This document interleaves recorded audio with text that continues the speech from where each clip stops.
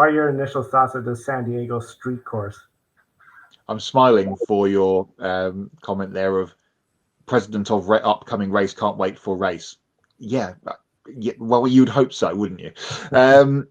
I think it looks great.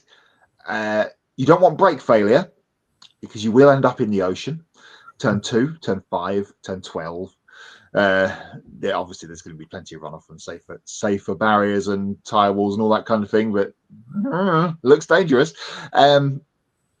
Restarts could be a bit handy, couldn't they? Because you're going to have a long run from 15 down to 16 to get the cars lined up.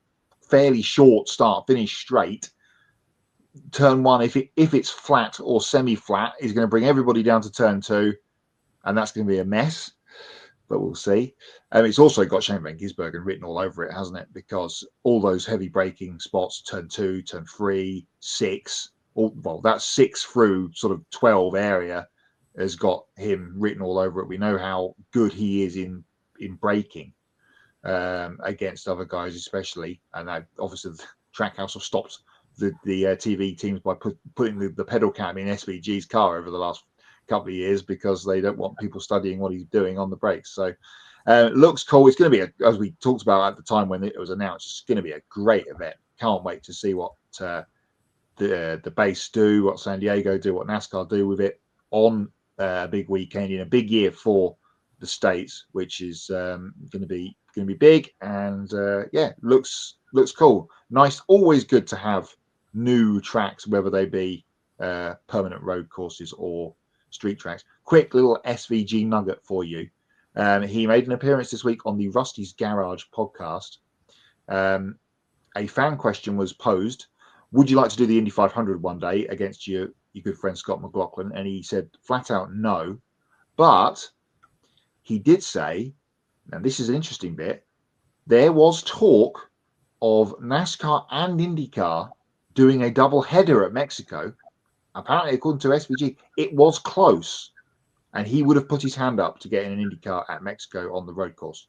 And of course, we don't have a Mexico IndyCar race, and we don't have a NASCAR race, and we don't have a double. So all of that goodwill, perhaps, for that to happen is not happening. Certainly next year. Let's hope once with the World Cups out of the way, we can get NASCAR and or IndyCar back in Mexico in 27.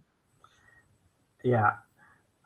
I mean, hearing how close that was for happening, it's just like, okay, IndyCar 2027 or bust. I know there's the World Cup 2026. NASCAR's not going back to 2026. I mean, it even impacted Canada. But yeah, Shane Van Gisbergen, this track, one turn I'm very curious about is turn 16. Just that little corner. I get a sense that, okay, the initial start is sort of going to be nice because you're not going to have everyone like Coda making that final corner and then hitting the gas and causing the big cluster in turn 1.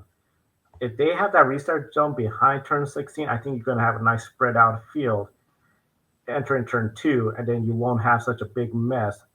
Maybe on a late restart, but that's a different story compared to the initial start. Shane Van Gisbergen, though, I think maybe turn 16 could be a great passing opportunity. It sort of reminds me of that little bend after the first few corners, and then they're coming down to that little bit of a hairpin corner in Chicago. That was the corner where he made that pass on Justin Haley. Right. Then Justin Haley got around him. Then Shane Van Gisbergen just got around him that initial year. But yeah, turn 16 looks like a great opportunity. Turn 5, if you mess up that corner, you're going to have no momentum going to turn 6 and 7. Turn 2, 3, just a matter of coming out of that corner and just getting your momentum. Sort of wish they used a little bit more runway. I mean, you and I, man, of course, longtime motorsport fans, we remember the days of CART in Cleveland, Edmonton for CART even. I mean, would have loved, it's always such a spectacle of seeing race cars on a runway. But at the same time, I get it. It's like, I don't know. I mean, I don't know how busy the naval base is, but if they need to keep those runways clear, okay. But yeah, very exciting. In the chat room, Adam, the track for the NASCAR weekend San Diego looks really interesting. It is. I mean, it looks like there's a lot of fast speed corners. And still, what you anticipate, the slower speed, especially 8, 9, 10.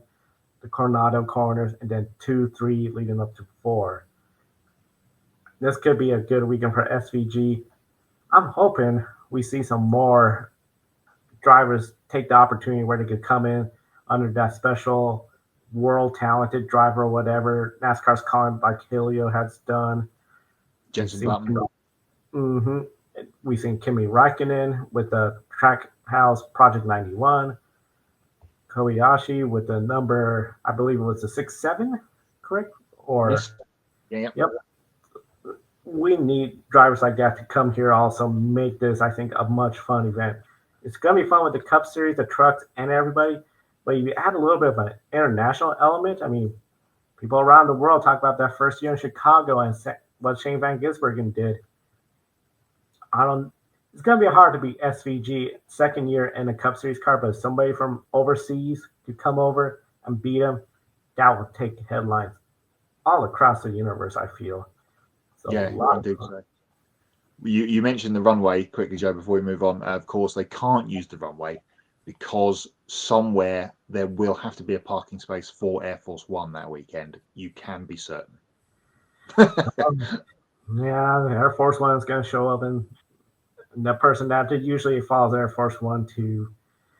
Indeed, so They seem to want to be at every major sporting event. It's like, okay, especially at Navy Air Force Base, I get it. So